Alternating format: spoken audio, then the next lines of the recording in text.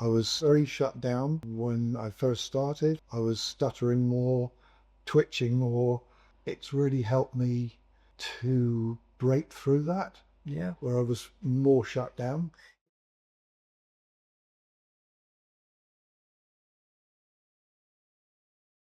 So, Dan, what is an employment specialist?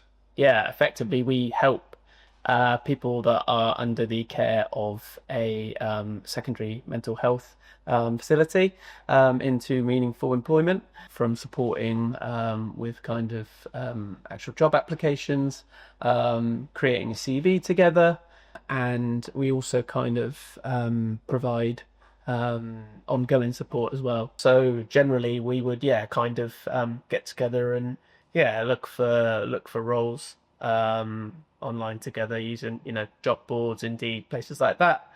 And yeah, we kind of we applied for a few different things, didn't we? I remember you went for an interview, wasn't it, at the hospital? Yeah, We knew. Oh, that's it. Yeah, yeah. So that was for a porter role, wasn't it? yeah. And although you didn't ultimately get it, you said it was a really, really positive experience. And I think most people have kind of been, for jobs and not been successful, but trying to see the positives in that. It was kind of a real help to have a friendly professional relationship with someone who helped with some of the really embarrassing things that maybe someone of 60 couldn't, never been able to do. So the computer skills, which completely passed me by, it's been a real life changer. Yeah. And it's, I think, going to open my world up if I can keep that memento going. Momentous. No, is it? Momented. Momentum, that's it. Momentum going. If I can keep that momentum going, it's just been a really relaxed place of some quite vital health for me.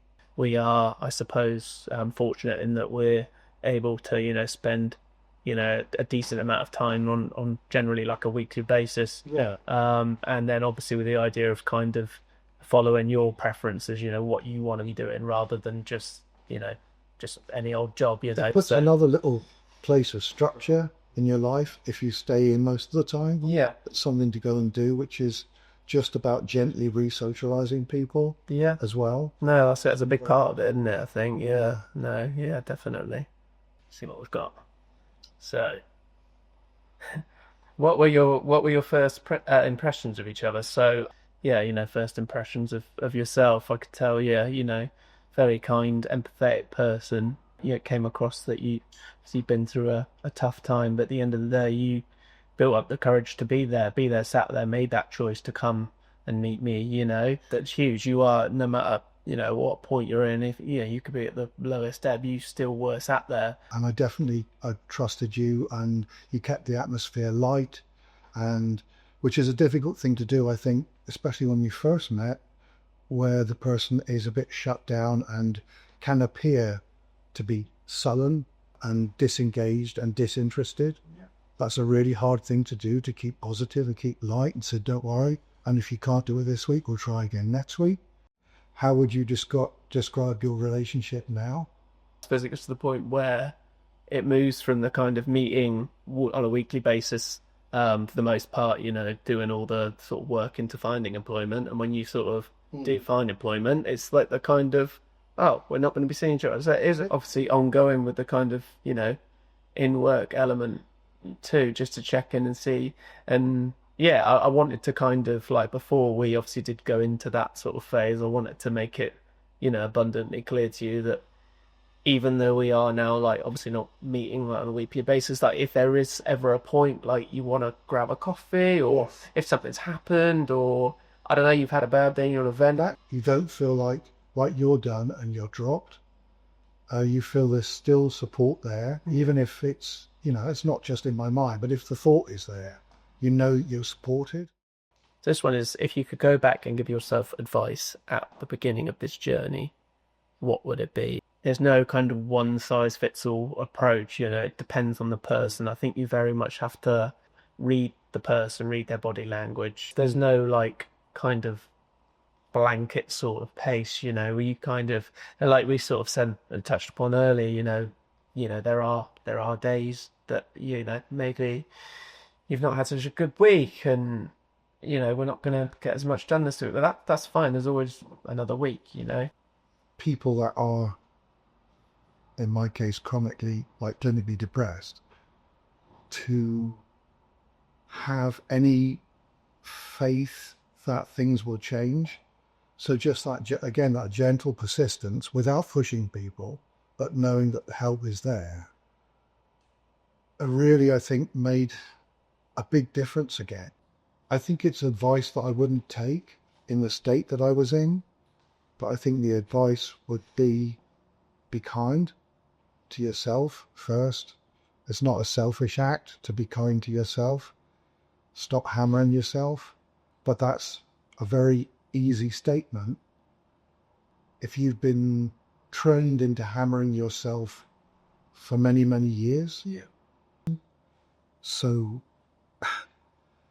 be kind to yourself is the advice, but it's taken me a long time even to start to think that.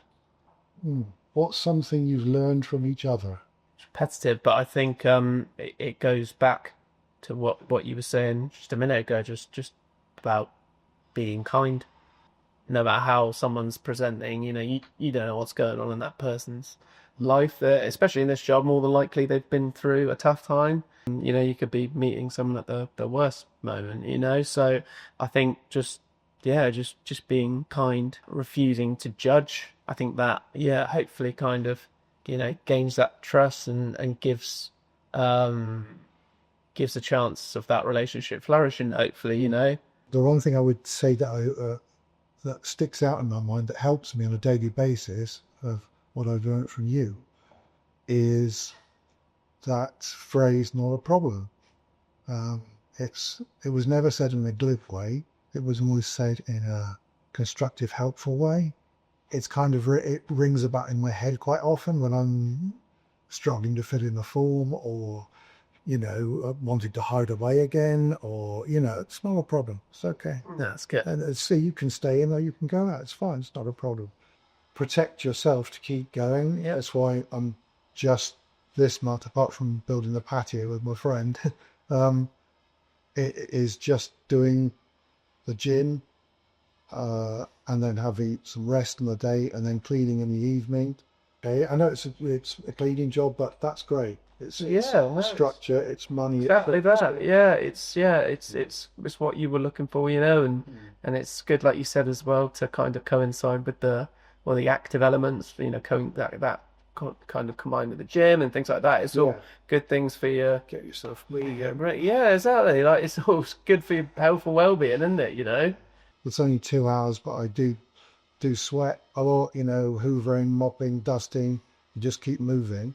And then when I can, go to the gym maybe 3 times a week, and make sure that the rest of my life is very quiet, so I can just focus on that structure for a month or two, and make sure you're fed and make sure you rest properly, and then you can start building gradually from that. And hopefully I'll be doing an 8-hour day or whatever it may be. Yeah. No, that's it. But you're in control of that. Yeah. And if you're ready for that in X amount of months, great. If you're not quite, that's fine as well. You just go at your own pace. You've got to look after yourself, and then think you're going to be in a better position in the long run. Okay, what would you say to someone thinking about becoming an employment specialist? Yeah, I mean, I'm going to be very biased, obviously. But no, I would say, if you're someone that finds kind of pleasure in helping others, particularly others that have maybe battled with various demons, and maybe you can sort of relate to that because of your own experiences, or maybe a family member or a friend, things like that, and you're a caring person, I would say definitely at the very least consider it. You can make a real difference in the lives of others. From my own experiences of struggling with my own mental health, I think years where I was kind of you could probably relate, sort of ashamed and didn't want to talk about it, and I think a lot of people, like family members and things like that, were quite shocked, because probably quite good at masking it over the years and things like that, making jokes and then, no, you don't. No, you don't struggle. It's like, no, I do. I think finding this job, the ability to, yeah, just kind of give back and reframe and turn my own experiences into a positive and think, oh, it's not all doom and gloom, even though it has been trying at times. It's kind of using that, and yeah, I suppose it's helped with, yeah, kind of the ability to, empathize with others and think, they're really struggling right now. You were there X amount of years and months back, so yeah, if you could, get yourself to a better position, then, hopefully with the support and support network and different, pathways of help, they can also get to a better place too. You have a real gift for gently talking to people. You listen to people, which is kind of a rare gift. Is what these is. About got like a gentle humor and a gentle way that makes problems disappear, and that's really helpful if someone is in a difficult place. It makes all the difference because then you can trust that person and work with the person, and I think that's quite rare. Yeah, thank you. No, I appreciate that. Terrible sense of humor as well helps. Yes. You want me to agree with that? Good.